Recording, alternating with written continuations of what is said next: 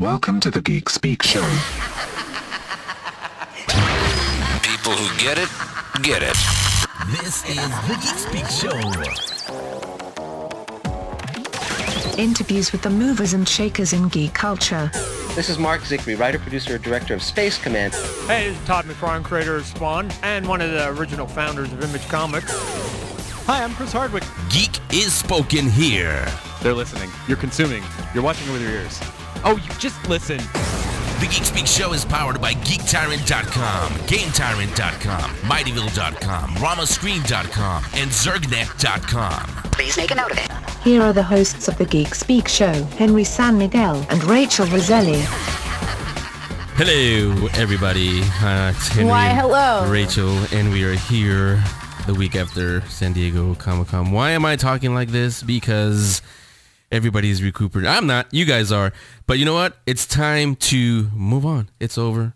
You got the pictures. You got the videos. You got everything. So mean. That's not mean. It's the truth. It's time to move over and get ready for all the stuff you saw at San Diego Comic-Con.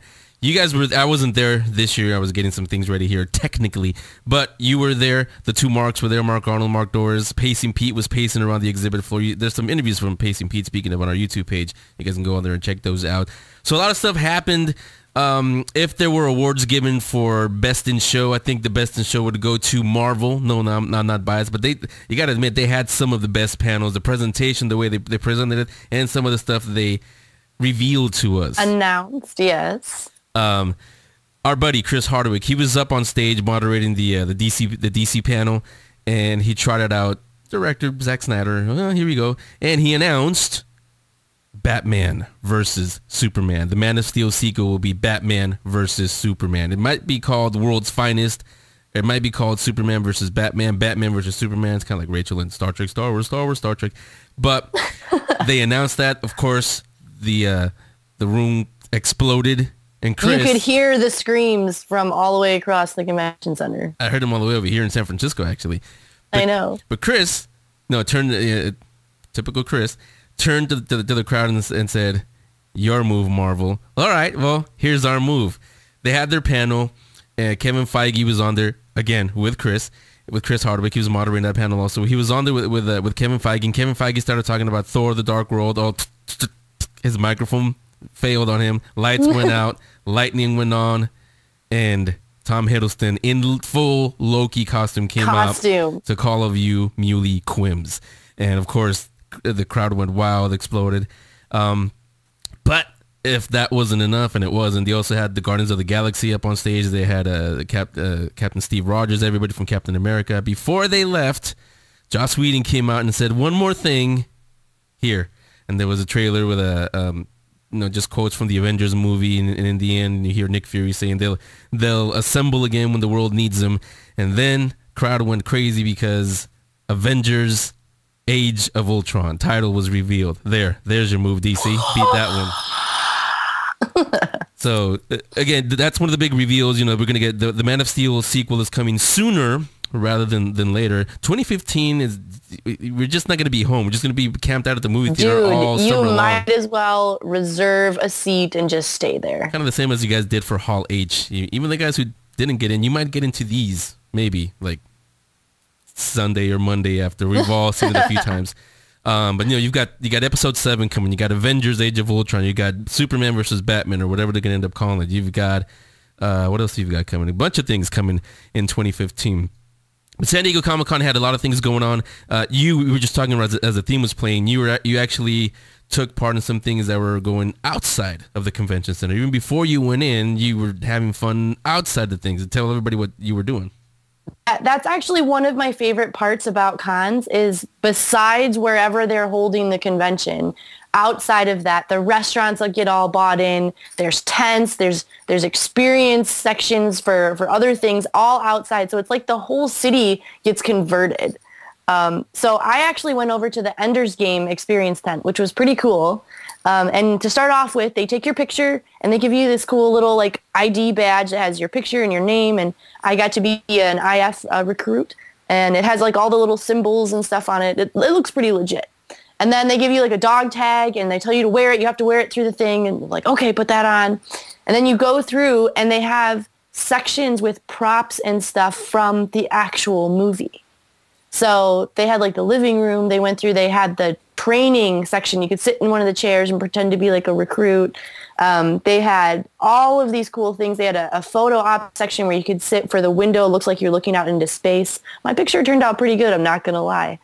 But it was really cool. And then at the end, you got to show your dog tag, and then you got to do like a green screen shoot of you kind of floating in the ship, which I'm going to have Henry post up for you guys so you can take a look because it's pretty funny. Battle room. It's the battle room. Oh, Rachel, don't throw nothing at me now. Have you ever read Ender's Game? So I have read the quick cliff notes of it. I've never actually sat down and read it, which I know is on my list of things to do. So you took the Joel way of reading Ender's Game. I read the cliff notes. No, but you know that's the way they talk. You guys will see it. Those of you who've read it, and that's millions of you who've read the book, you know I wasn't calling Rachel anything. That's how they greet each other. Ho, Ender. Ho, Bean, or whoever they're talking to. That's their slang. What would have been the coolest thing for you, especially, if you were when you're taking your pictures, all of a sudden behind you, there's Colonel Graff, played by a guy named Harrison Ford. You may have heard of him. Did a few movies, I think. It was really cool that they had him up on the screen when you went into the training room. So that was kind of... Well, of course, it's Colonel Graffy. Who else would be up there? Did you do the Godzilla encounter? I did not. No, that was one of the best. You have to pick and choose at some point. Mark Doors, actually, he was tweeting me. You guys were all tweeting while you were there. He tweeted and he texted me, "I'm trying to get in here." He is trying to get me to get him in because he was press, and I said, "You're not in there as press, and second of all, you don't get special treatment because you're press. If anybody was, it would have been Rachel anyway. You just talk about video games. Rachel's actually the host." Kidding. Oh. We love you, Mark. Kidding. No, but actually, Pacey and Pete, he did actually go through the thing. He has some pictures. He hasn't sent them to me yet, but he has some pictures. I don't know if they're gonna take this. If I was them, I would. I don't know if they're gonna take this on tour before the Godzilla movie comes out next year. Mm-hmm. But spoiler alert, if it does, I'm going to give out what the actual encounter is.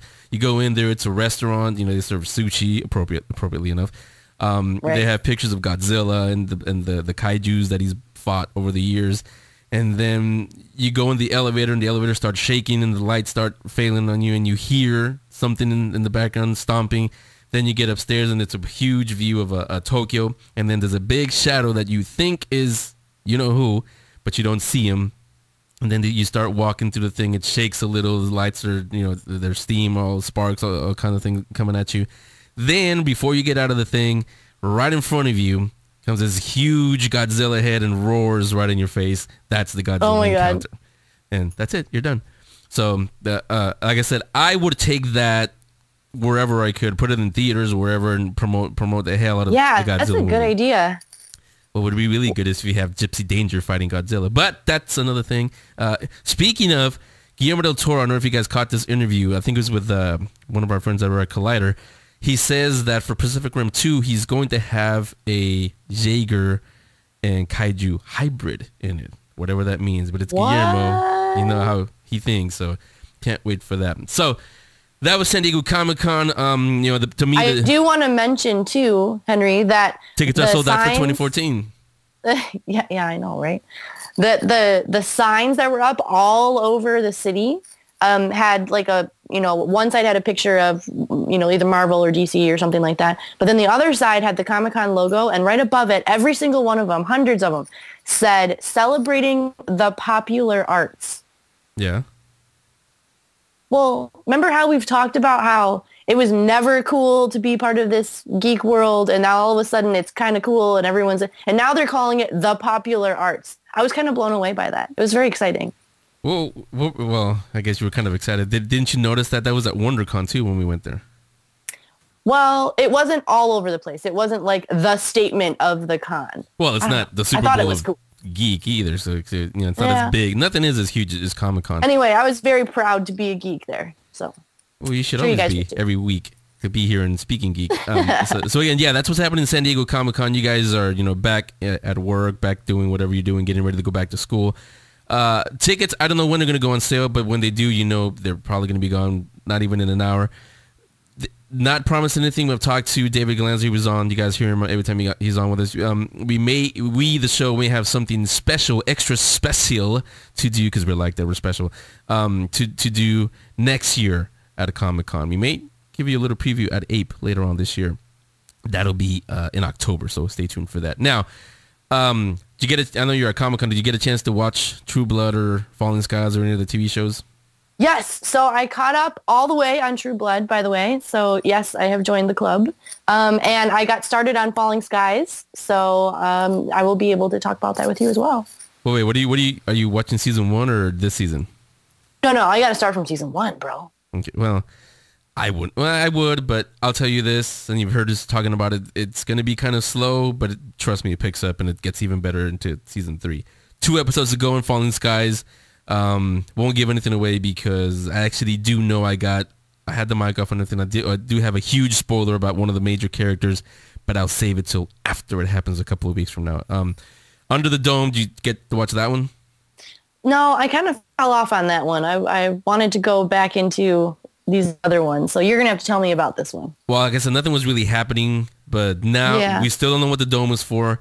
Now it's more into character development. Remember, Junior put the girl under in the bunker. His dad found her, let her go. They were gonna fire the priest.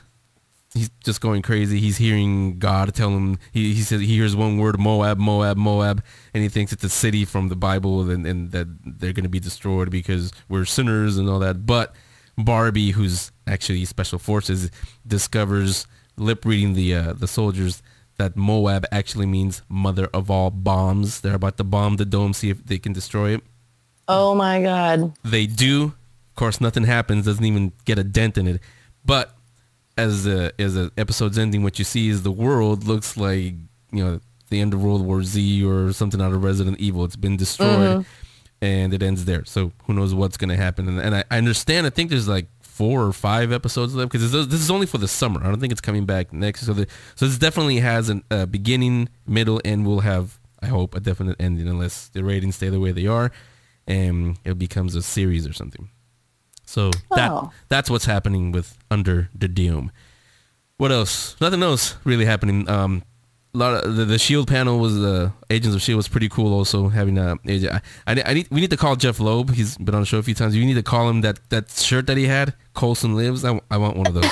Yeah. It goes great with the shirt that you actually pointed out to me at WonderCon. The one, my Agents of Shield shirt that I have. That one is really cool. Polo, or what do you call those?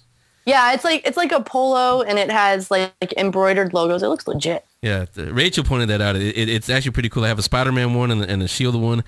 I thought it was the coolest thing ever. And Rachel, I've always thought of you like the little sister that I never wanted, but I'm glad that I got. Thanks. And she knows me really well. But then when I thought about it, I was like, wait, this is something like an older guy would wear. So what is Rachel really saying about me? No, I just have an eye for merchandise, and I thought that was cool. Yeah, so take a break. We'll talk to, on this show, what do we have coming up? No San Diego stuff. We're going to talk to the Book of Dog guys, Mike and Matt. Matt is the illustrator. He wasn't on last time. He will be on this time. We'll talk. You'll learn a little bit more about the Book of Dog. It's a little movie coming out. Speaking of comic books, it's a little movie coming out this weekend, The Wolverine. Sneak previews all over the place, but getting good word of mouth. Let's talk to Logan himself. Hugh Jackman will be on in just a few minutes, and so will the director. And some other things like the features. Everybody's back to normal. In fact, here's Joel to geek out. Go, Joel.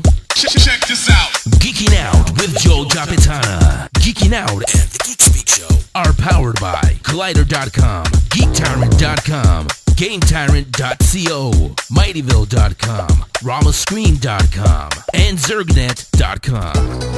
Here's Joel. Yes! By now we all know the big Comic-Con news. At the Marvel Studios panel, Joss Whedon announced the official title of Marvel's The Avengers 2. Avengers: Age of Ultron. The even bigger news, in my opinion, was Zack Snyder's announcement of a Batman-Superman movie. That script is still being written, and the Batman has yet to be cast. Production is expected to begin in 2014 with an anticipated release date in summer of 2015. That would be DC's first crossover film, by the way. But I digress.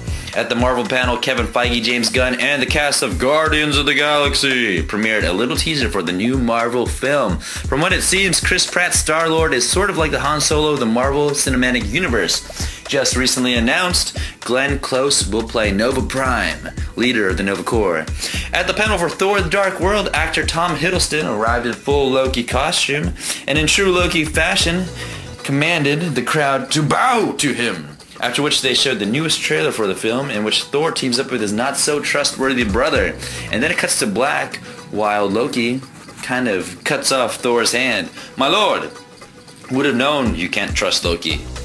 X-Men Days of Futures Past had a huge presence at Comic-Con. A large Sentinel head was exhibited for the first time on the streets outside the convention center, confirming their appearance in X-Men Days of Futures Past. I'm kind of curious to see how big the robots will be in that film. But in other robot-related news, Sony Pictures gave fans their first look at the upcoming RoboCop reboot during their Comic-Con panel. A couple new things about this RoboCop. In the reboot, Alex Murphy isn't technically dead. Instead, he was badly burnt by a bomb and is amputated by the neck down.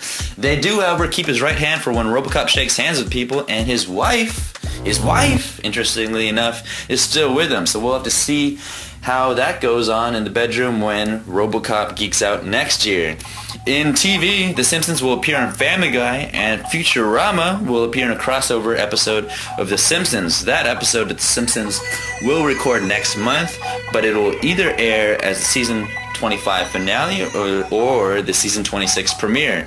AMC.com posted the trailer for The Walking Dead Season 4 that they debuted at Comic-Con, and it's super intense. It's about 5 minutes long, and it gives you so much about the next season that you'll be zombily hungry for more. Yes, I made up an adverb. Zombily. The Walking Dead Season 4 returns October 13th at 9 p.m., so set your alarms now. Arrow Season 2 starts October 9th, and this time around, welcome Spawn star Michael J. White as a claw-wielding assassin named Bronze Tiger, and actor Kevin Alejandro as a new villain named Sebastian Blood. Throwback TV time, shout! Factory announced they are bringing Pee-wee's Playhouse to Blu-ray, DVD, and digital download. Shout! Factory has the rights to all 45 episodes of Pee-wee's Playhouse and Pee-wee's Christmas Special, so be on the lookout because Pee-wee Herman is coming to a store near you. Now let's talk tech. Social media was huge at Comic-Con this year, recording an all-time high in online traffic and posts. The top posts were cosplay, Game of Thrones, and oddly enough, Vin Diesel during his Q&A for Riddick. Did you know that Vin Diesel's got 44 million fans on Facebook, whereas I have like, I don't want to mention it. Apple has announced its Q3 earnings, recording high iPhone sales but drops in iPad profits and performance. They're currently working on a way to improve their mapping technology, and Apple has purchased HopStop in an effort to add mass transit routes to their maps. They've also acquired Location Area, which is kind of like the Wikipedia for business locations. So talk about first world problems, first world solutions. USA! USA! In comics, Marvel announced that there will be a Wolverine Origin 2 by Kieran Gillen and Adam Kubert. This will be a sequel to 2001's miniseries Wolverine Origin that first depicted the secret beginnings of James Howlett. It should be about 5 or 6 issues. And also, writer Jason Aaron and artist Ed McGuinness announced a brand new X-Men title called Amazing X-Men. The big thing here is that Wolverine will search the world for a way to bring Kurt Wagner, the Nightcrawler, back from the dead. Like, that'll be hard to do. Along for the ride are Iceman, Storm, Beast, Northstar, and Firestar. Finally, a die-hard Wolverine fan made a pair of electric Wolverine claws that I doubt would ever make it through Comic-Con security. This dude's claws are razor sharp, and with the help of an old Transformer, they shoot out sparks. Definitely recommend not making your own unless you're curious about how it feels like to be stabbed and electrocuted at the same time. This concludes this installment of Geeking Out with Joel. As usual, feel free to email me, joel@geekspeakshow.com, or you can follow me on Twitter @JoelJapitana. Till next time. My friends call me Murphy. You can call me RoboCop. I'm Ralph Bakshi, and you're listening to the Geek Speak Show. The Greek Speak Show is a place you eat, but this is the Geek Speak Show. Have fun. I had a ball. And me hungry. Welcome back to the Geek Speak Show. So, a few months ago, we had Mike McCubbin on talking about the Book of Daw. They described it as a sci-fantasy graphic novel. Pretty cool. The Kickstarter was going on at the time, and Mike came on to get you guys behind it. Obviously, you did because they reached their funding. It's over. It's ready to be given to you, the backers, and probably to the general public. We'll talk about that because here they are again, Mike, and this time Matt Bryan also came on with us. Hey, guys, welcome back to the Geek Speak Show. Hey, how's it going? So I got to watch you guys Kickstarter when you first came on, and it was pretty awesome. And watching you guys draw on the board and then actually watching the images go by on the screen was really cool for me because I felt almost like I was a part of it. But for anybody that hasn't seen it yet, why don't you tell us about the Book of Daw? Sure. Basically, it's like you said, it's a sci-fi sort of fantasy graphic novel. It's black and white. It's about a few characters. The diver, who is sort of the main character of the book, is sort of a guy in an undersea diver suit. There's Da, who is one of the other main characters. He's sort of a demigod, and he controls the emotions of the fish in the sea. And the book is mainly about what happens when the diver upsets this Da. So when I was able to look through the opening panels, I noticed that the Da controlling all of the emotions with the fish and the sea, the feeling that I got was a sense of loneliness and this sort of vastness that was set there. Is that what you guys were going for right from the beginning? Yeah, I guess so. Just the sort of how small the diver is in comparison to everything, and how I guess quiet it is and all that. Yeah, he's this tiny sort of speck of light in a vast darkness. But yeah, we're definitely going for the loneliness, especially when, like I said, he upsets Da and he's got to deal with that, and that makes for an especially lonely situation for him. I always think it's awesome when you can take, still images and have black and white and go through and convey such emotions like that right from the beginning from something. So I think you guys did a good job. What was the inspiration for Da's look? I don't know. Mike came up with that one. Da specifically? Yeah. Oh, okay. I'm not even really sure. I came up with the character. A friend of mine made a quilt, and she had myself and several of our friends just come up with crazy-looking, like, magical animal things. And that's kind of where that came from. What I came up with was a pyramid with tentacle legs, and I thought, wow, that's really neat. And when I did start to talk to Matt about making this comic book, I was like, hey, there's this could be really cool to add to this book. It's probably the pun potential, right? The pure squid? No, the pun, the one time in my life, the pun potential actually came afterward. I feel like he would make a really cute plushie. That or an eraser with tentacles coming. Never mind. You can just put it on your pencil top. So we're talking to the creators of the Book of Daw sci-fantasy graphic novel, Mike McCubbin and Matt Bryan. Matt, good to have you on this time. Mike came on last time and told us about it. Like I said, it's out, ready to go out to all of you guys, the backers.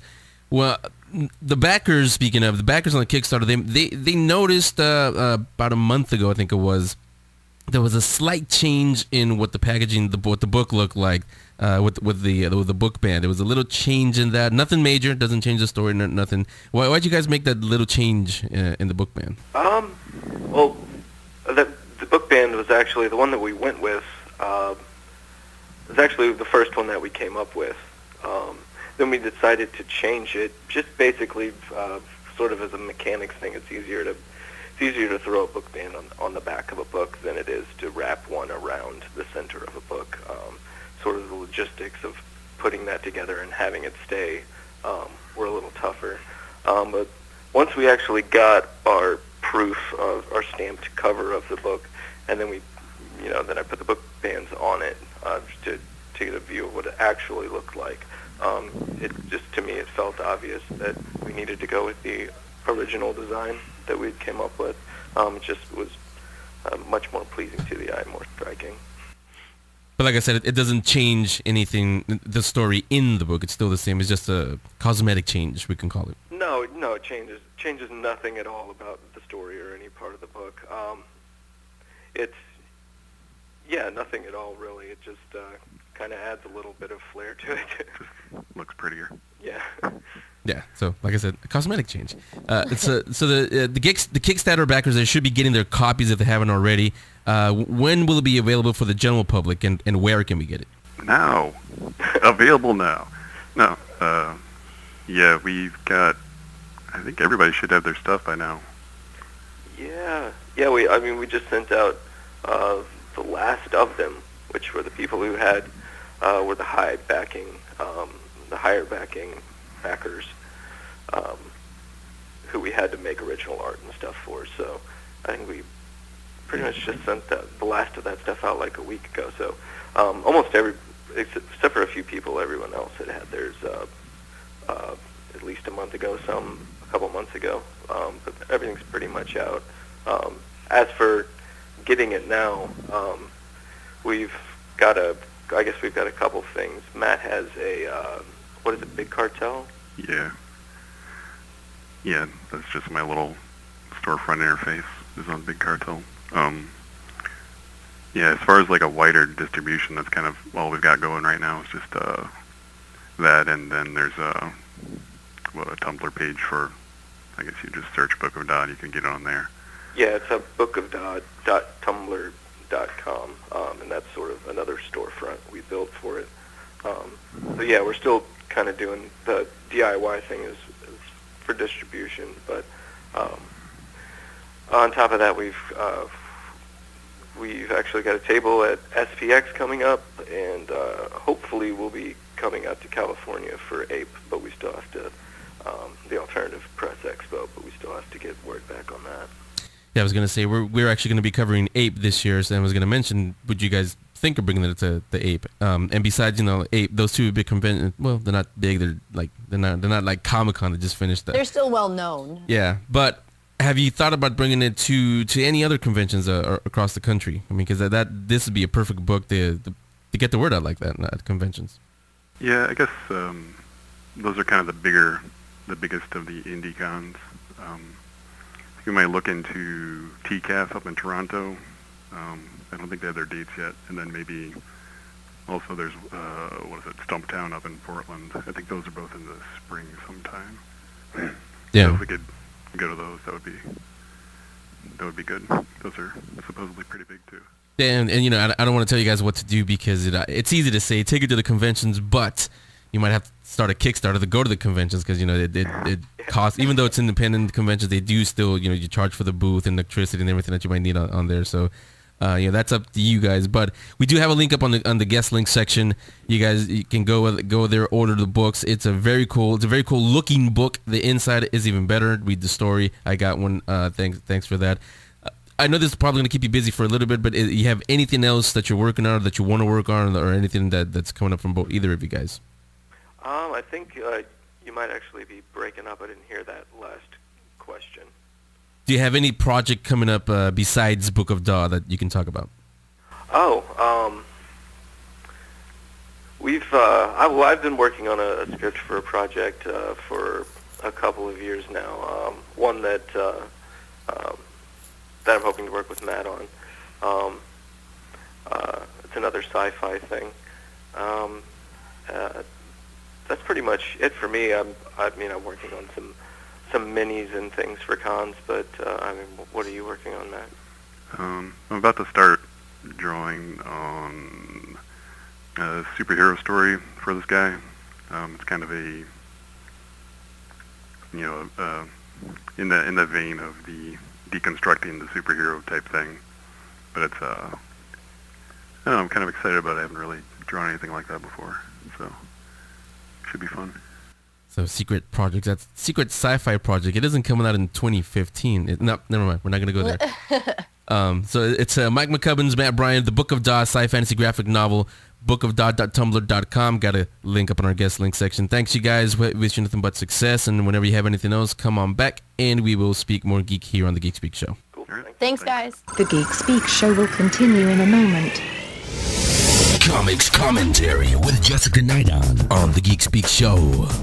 Hey, so there's so much news from Comic-Con over this past weekend. I'll start out with Longshot Saves the Marvel Universe. It's a miniseries coming out November 2013, and that will be written by Christopher Hastings. Also announced at Comic-Con, Dark Horse Comics will be publishing an ongoing series based on the video game Halo. Boom Studios announced that they will be launching a comic book series based on the Sons of Anarchy TV show. They are going to be in partnership with 20th Century Fox, and the first issue will be in stores September 2013. IDW announced the return of Sam Keith's The Max. It's been 20 years since the original release of The Max, and of course Keith will be there to supervise. IDW will also be releasing a series of hardcover Max collections. This one should be pretty interesting. Dynamite announced that legendary rock star Alice Cooper will star in an upcoming comic book series. But you're going to have to wait just a little while for that because it's not set to be in the stores until 2014. Dynamite also announced they have signed a deal with CBS to create a comic book based on the most awesome TV show of all time. Well, in my opinion, it is. It will be based off of The Twilight Zone. This series will feature all new tales. And don't forget, there are many, many great books coming out this week, like Mass Effect Foundation #1, Star Wars Legacy 2 #5, Arrow #9, Flash #22, Teen Titans #22, Ghostbusters #6, Wolverine and X-Men #33. And if you'd like to check out all the titles, you can find those on our website. That's Comics Commentary with Jessica Nidon. Got a scoop for her? Email her, Jessica@thegeekspeakshow.com. Are you ready? Here's a Geek Speak Show Quickie. Speaking of comic books, opening up this weekend in theaters all over the country, 20th Century Fox's The Wolverine, starring Hugh Jackman as Logan. Who else would play? Yeah, never mind. So, we figured let's get Hugh Jackman on here, Logan himself, get you just a little bit more excited about this Wolverine, and let's get him on the Geek Speak Show. Hugh, tell us about the world that the Wolverine inhabits this time around. We walk into this world through Logan's eyes that is so vastly different from anything we've had in any of the X-Men comics. Visually it's different, in tone it's different. The characters and the storyline is enigmatic. You're not exactly sure who anybody is, whether they're on your side or not. There's this world of history and tradition and manners that is just the opposite of everything Wolverine stands for or is about. So in every way it feels different. So this time around, it's not part of a franchise, really, even though he came from a franchise. What's it like being in a standalone movie? I think we've made a movie which stands alone. It's definitely different from the other X-Men movies, and it's really exciting. Wolverine is the ultimate outsider. Everything about him is distrustful of groups, of organizations. He marches to the beat of his own drum. And at the beginning of our movie, he's probably more isolated than you've ever seen Wolverine. A lot of these superhero movies have to have a great villain. They're there. We see him in the trailer. But the villain also from the trailer seems to be Wolverine himself. Am I right on that? The great battle, I always thought with Wolverine, is the battle within himself. His real power and strength is this bed of rage that really turns him into like an animal, like a monster. And it's difficult for him to control. It's almost impossible for anybody else to control or combat. So it's that wonderful thing about X-Men where everybody's powers is also their flaw. Is Wolverine a threat? Would you consider him a threat? He sees himself as a threat to himself and to everybody. And so definitely he's a Ronin. He has lost purpose and he has no master. And it's a dangerous place for someone as powerful as Wolverine. Not just for you and Wolverine and Logan, but talk about the audience having to be in a new place for this movie. There's going to be many, many surprises in this story. It's complex.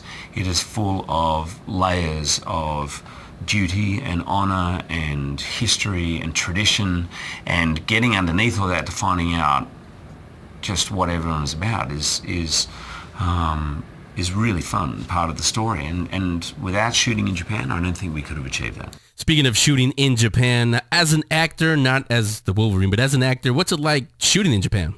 By being in Japan, for me as an actor and for us as a crew, and let me say for Wolverine being in Japan, the same thing, it seeps into you, and you start to not only understand it but appreciate it for what it is. And it is extraordinary. It's an unbelievable culture, and it is inspiring, and I think it's the same for Wolverine. So the effect that it had on me as an actor hopefully will translate through to the character. The script in this case gave me an opportunity emotionally definitely to go further than I've been. Physically, that was my job. So I started earlier. I started training a long time ago. We had the preparation time. Started eating very strictly a long time ago. And I think the results have paid off, because when I look at the screen, I see Wolverine there. Wolverine, the way I've always portrayed him, is a street fighter, pub brawler. You know, it's not pretty. He doesn't want to hang around and jab at you a while. He just wants to take your head off in 3 seconds and move on. I love the title of this movie, The Wolverine. It's not Wolverine 2. It's not X-Men 4. The Wolverine. And the goal is to give the best character study of this iconic superhero that has been done. I want to see every part of him. I want to see him at his lowest, at his highest, at his strongest, at his fiercest, the berserker rage, everything, as badass as he can be. My feeling every time I play Wolverine is I give 110%. I can look at this film and go, this is the best version of Wolverine there is, and that's down to Jim Mangold. I can't say I've worked any harder than I've worked before. I feel like I've always given the same. I don't know any other way of doing it. Jim has got more out of me. Jim has pushed me every day. It wasn't like he pushed me for the first month and then he goes, okay, he's in character. Every day.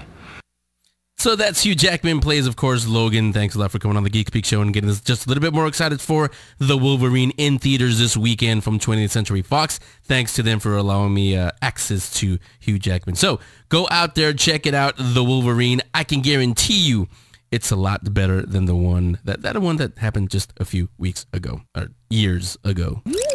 I'm Zach, and you're listening to the Geek Speak Show. Hold on a second. Once more, with flavor. Yeah. Oh, I'm Zach Whedon, and you're listening to the Geek Speak Show. It's compelling! What's gonna happen to these kids? I agree. If Ariel was here, never mind. She was here last week for talking Comic-Con. So there's a little rumor going on. You know how much I love rumors. Mm-hmm. I'm not going to sing. I'll show my age if I sing that song. Look at all those rumors. Actually, it has something to do with a little movie we just talked to Hugh Jackman. There's a movie coming out this weekend, The Wolverine, waiting for that one. But we're all waiting for 2015 because, yes, Avengers, Age of Ultron is coming and some other movies. But more importantly, Star Wars Episode 7 is coming also. Maybe not directed by J.J. Abrams. Whatever. Come on now. You know that is not the case. Here's the thing. I don't want to make anything out of this, but this is all I'm going to say about it. This is why I've always told you guys and everybody, all the new features that we have, Jessica and Mark and everybody, Pacey and Pete. When you guys get your stories, whatever you're going to talk about, and Joe with his geeking out, when you guys get your stories in capital letters, all caps, check your sources. Seriously, you guys. Twitter is not a good source. A blog is not a good source. Somebody who you meet at a coffee shop somewhere, oh, I have a source in Lucasfilm. Sure you do. And I have flying monkeys flying out of my butt too. Yeah, I'll put it up on YouTube. You'll see the video. No, but seriously, check your sources. The reason why is because, I'm not going to say anything bad about these guys. It's badassdigest.com. They're the ones who started this. Now they're backing off a thing, but no, we all know that's where it came from. It came from badassdigest.com. A lot of these guys, they're not. See, and the reason why we partner with the people that I partner with is because they don't do that kind of stuff. Collider is really good at rumor control because they don't report them. Geek Tyrant, the Tyrants, they're good at rumor control again because they don't report them. Rama Screen, they don't report them either. What? And these guys know that we don't just say any little rumor that comes on. Like when we're talking about something, we have like background and we have something like legit tied to it. So they know that we don't just. Well, that's the thing is there are a lot of podcasts, bloggers, and people who run websites who will. I don't know if they're short on stuff to put on there or they don't really have anything else to talk about. Yeah, so they just start throwing out stuff. Oh, I heard that JJ's not going to come back for episode 7. I heard that Green Lantern's actually going to be in the Justice League movie and then to cross over to X-Men. What are you talking about, Willis?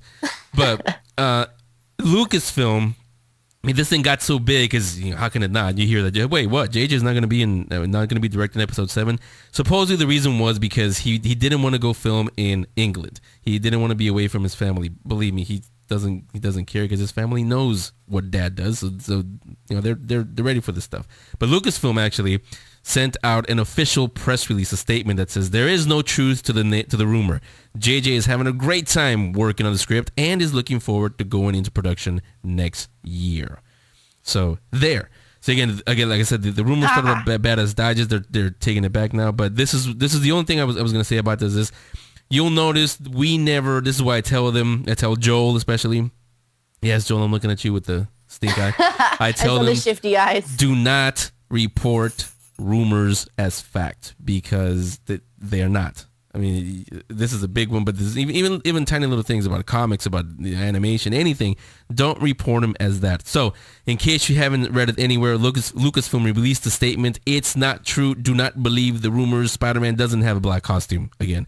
No, don't believe the rumors. JJ is fine. JJ is on board for Star Wars Episode 7. Hopefully, they'll reveal what the title will be. Hello, look what Marvel did at Comic-Con. It's oh my god, I'm so excited. We know the title. There's a little, not a Comic-Con, but a Disney Con, I guess you can call it. D23 Expo is coming up next month.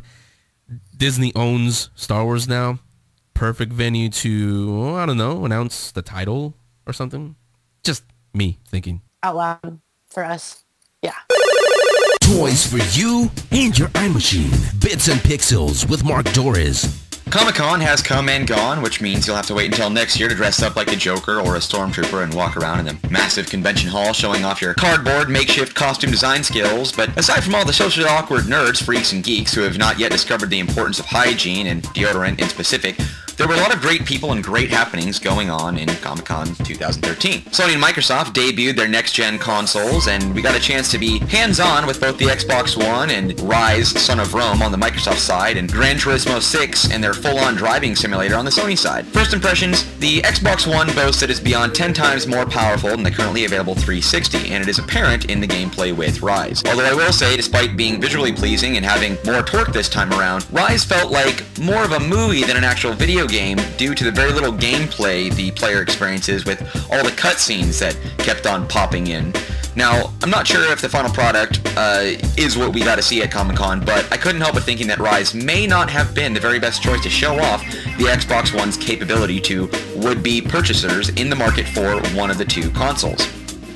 Sony, on the other hand, had a much more visually pleasing experience with Gran Turismo 6, not to mention the simulator setup they had going. It made it feel like you were in the driver's seat the whole time, and I gotta say it was just a lot more fun playing around on the track with GT6, but that being said, as of right now, I'm personally leaning towards the PlayStation 4, but I will say the Xbox One does have a new level of comfort with their new controller designs, which is nice, so they've got that going for them. Now, I know this segment is all about the games and all that stuff, but I'm still a little antsy over Comic-Con, so let's talk a little more about that. By now, you guys all heard the news about Superman 2, or Man of Steel 2, if you will, and involving Batman and Superman for the first time on screen together. Now, not a whole lot of information is available, except we do know that Cavill will be back as Clark Kent and most of the cast from Superman, but in the coming months, I'm sure I'll have more information on who will be playing Bruce Wayne, the Caped Crusader of Batman, but that's got to be the biggest buzz about Comic-Con was the announcement of this upcoming movie. In addition to some DC movie news, we've got some things on Marvel side of things. Vin Diesel, while they're promoting his latest Riddick film and Marvel's panel regarding the Avengers 2, Vin Diesel has hinted that he will be playing a role in Marvel's Avengers 2 titled Marvel Avengers Age of Ultron. Now, we don't know right now if he's going to be voicing or playing Ultron, but we do know that he might be doing that, or voicing or playing the Vision, both of which will appear in the sequel to the popular and successful Avengers. Bryan Cranston is at Comic-Con this year as well, promoting Breaking Bad, as to be expected. One of the funny things about that is that he actually dressed up as himself with a prosthetic mask over his face. So while people around taking pictures of who they thought was just some fan portraying Walter White, he later revealed on stage during the panel for Breaking Bad that it was actually him, as he revealed a mask that was identical to his face. So it's like he peeled off his own face to reveal his actual face, which left a lot of fans pretty stoked that they got pictures with Bryan Cranston.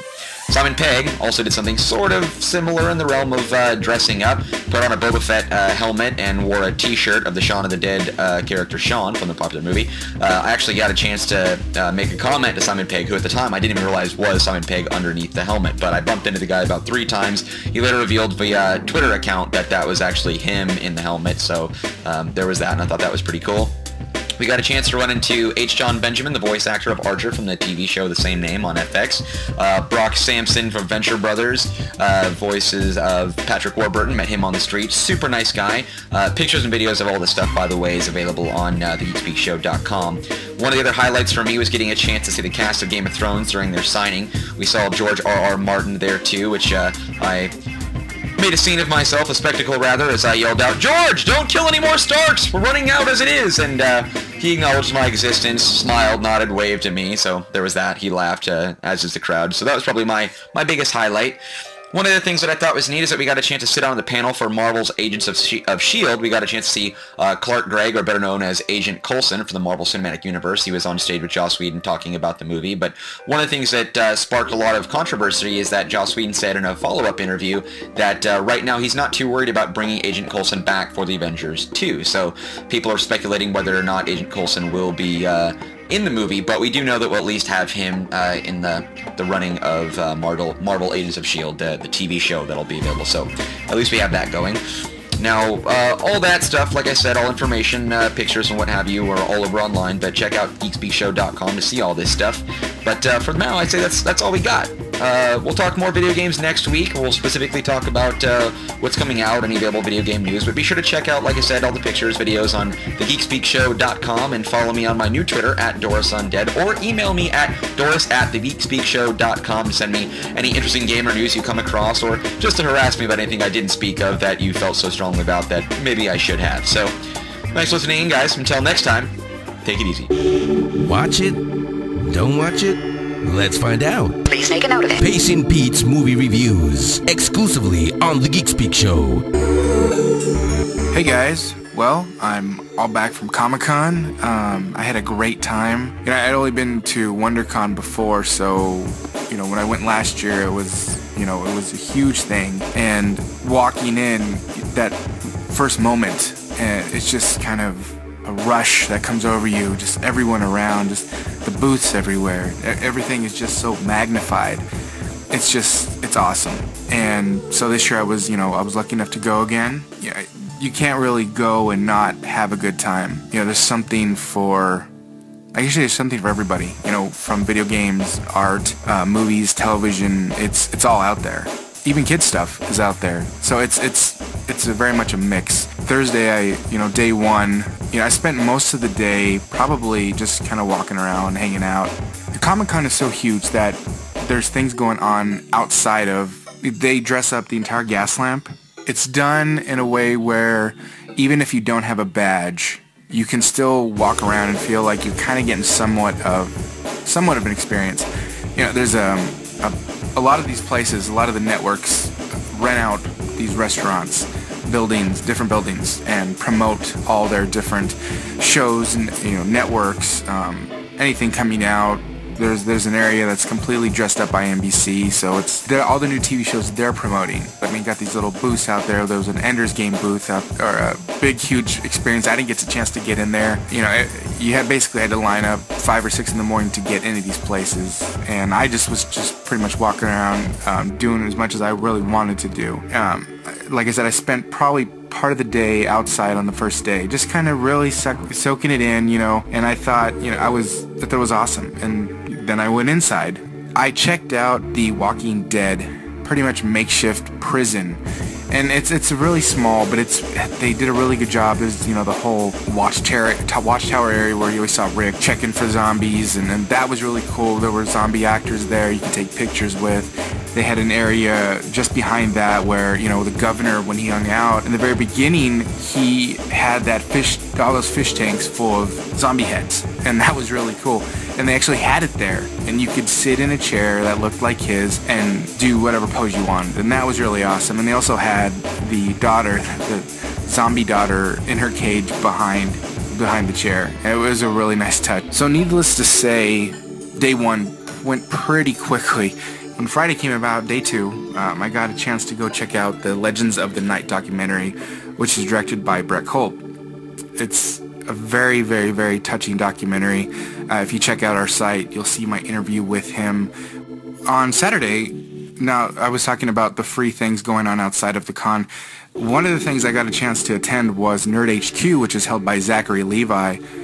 He has panels just like Comic-Con. The only difference is you have to pay. Now, you know, when you hear that, you may think, oh, whatever, I don't want to pay. I'll just go to Comic-Con and stand in lines all day. Well, that's fine. But this was only like $20, and you got a variety of panels. Seth Green was there, Doctor Who was there, Psych was there, just to name a few. Well, I got a chance to go check out the Kick-Ass 2 panel, which was really, really cool. Now, he didn't show us any, the director, the creators, they came out, they didn't show us any footage. It was more of a question and answer, conversation type of event. And it was moderated by Nathan Fillion, who, you know, we all know and love. He's awesome. But when he's hosting something like this, or moderating something like this, it just makes it that much more exciting. You know, the Kick-Ass creators came out, John Romita Jr., Mark Millar, and the director Jeff Wardlow, who actually, all 3 of them did a autograph signing session right after, which was really cool. And we actually got to speak with them real briefly. We also learned that Mark Millar's favorite beer is Guinness, so that was pretty cool. And then the cast came out. They actually, you know, there were a total of 7 chairs out there, and obviously John Romita Jr., Mark Millar, and Jeff Wardlow came out, and obviously you knew somebody was coming out. We were kind of everybody in the audience was kind of wondering who's it going to be, you know. And it turned out to be Mick Lovin, we all know from Superbad. John Leguizamo was there. Donald Faison is there, Lindy Booth was there, so a lot of the cast members there, which was really, really exciting. Everyone seemed to get along really well, cracking jokes at each other. It was pretty entertaining. I think a friend of mine told me that it was actually streamed on the internet, so I'm not sure if you guys had a chance to check it out, but it's probably something I'm sure you can go back and watch. You'll probably be laughing the whole time. It's really, really funny. Now, of course, towards the end, Zachary Levi came out, had to tell everyone, start wrapping it up, and him and Nathan Fillion were kind of, you know, having a little back and forth funny banter. It was pretty hilarious. But that was a great panel. That was really cool. Totally worth it. And, you know, the money goes to a great cause. So I thought that was really cool. So if you plan to go to Comic-Con next year, definitely look into Nerd HQ because these panels are really cool. It's a very intimate setting. It's not like any of the halls or rooms you'll go to at the Comic-Cons. I'm not saying not to. I'm just saying it's pretty, it's worth it. It's worth it. I highly recommend checking it out. Well, guys, that was my time at Comic-Con. You know, wrapped it up as briefly as I can. Don't want to waste you guys' time, but it was awesome. I had so much fun. I hope I can get back there again next year, and maybe I'll see you guys out there. If you want to reach me, you can contact me on my email, pacingpete@thegeekspeakshow.com, or hit me up on Twitter, @pacingpete. Alright guys, find me next week. I will be doing the Wolverine. I know we're all looking forward to that one. I'll see you guys next week. This is the Geek Speak Show Book Club. Sci-fi, fantasy, horror. Geek Show Book Club. Sci-fi, fantasy, horror. Graphic novels, biographies. You'll hear them here on the Geek Speak Show Book Club. Expecto Patronum. So it's time for the book club, and for the first time, I pulled a rabbit out of my hat, and I actually don't have a book. I didn't read all this week at all. You didn't read it all? No. It's actually kind of fun being Joel for like an hour or two. For a minute? Well, that's okay because I have the most awesome book ever. So I'll just take over, which is totally fine with me. So I'm walking through Comic-Con and looking at all of the different Star Wars stuff, of course. Walk by some book sections, taking a look. Oh, that's awesome. And what do I see but a new addition to the Jedi Path and the Book of Sith. You guys have seen those books, right? Where they've got the buttons that you push and it goes... I wrote the Book of Sith. You wish you did, first of all. Second of all, it's really cool because there's like the holocron for the Sith. I know. Jeez. I'm going to force choke you through Skype here. And then you have the Jedi Path where it opens up like it's in the temple. Well, now they have a new one coming, and it's called the Bounty Hunter Code from the Files of Boba Fett. Of course. And it's amazing. It's gorgeous. I had to like touch every little piece of it. It's amazing. So they have the book. It's set with a Mythosaurus skull like on the top of it, and it looks like it's all like old and distressed. And you go through, and it's the Bounty Hunter Code, but Boba's version. So his like notes and stuff are all inside of it. Oh my God, it's amazing. It's coming on October 15th, so you can pre-order them now online, which of course I did. And it's by Daniel Wallace. So, oh my gosh. And Ryder Wyndham and Jason Fry too. Of course, everybody had a part in it. But it's going to be amazing. So you, of course, I know you're all going to get this, but Henry, you should get one too. One of those chapters has to be how to escape the Sarlacc pit without actually making it public knowledge. It is. How did you know? It has to be. If it's written from Boba's point of view, you gotta see how do you get out of there without knowing anybody. There's like the part about it that he scratches off and is like, no, you can get out this way. So again, I don't have a book. That's Rachel's. Gee, big shock. But it's not coming yet. She just pre-ordered it. So I'm sure 20 million of you guys just did also. That's good. So that's the show for today.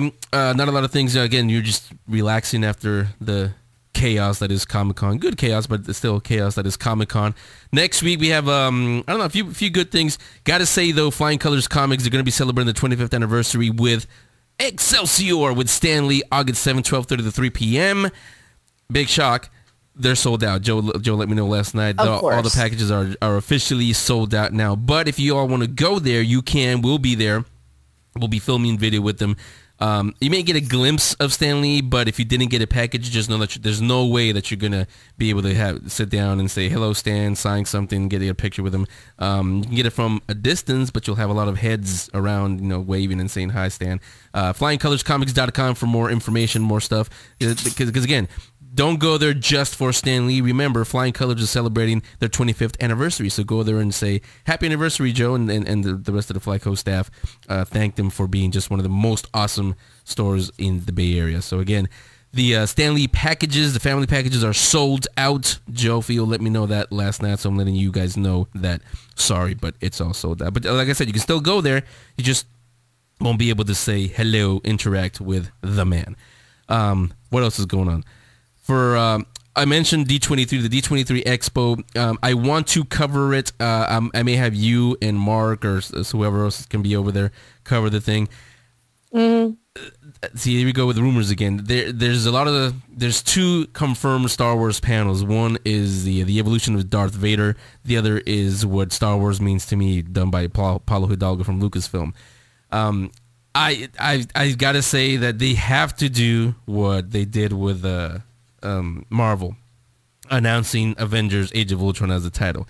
We've got to know what the title. Give us that at least, and we'll talk about that till December, and then whatever else is coming up. And then we'll want more, but Yeah, but just a little early Christmas, a treat, a Halloween treat. Since it's like late in August, I think it is. You can give us that, JJ and Bad Robot. Please, we'll beg.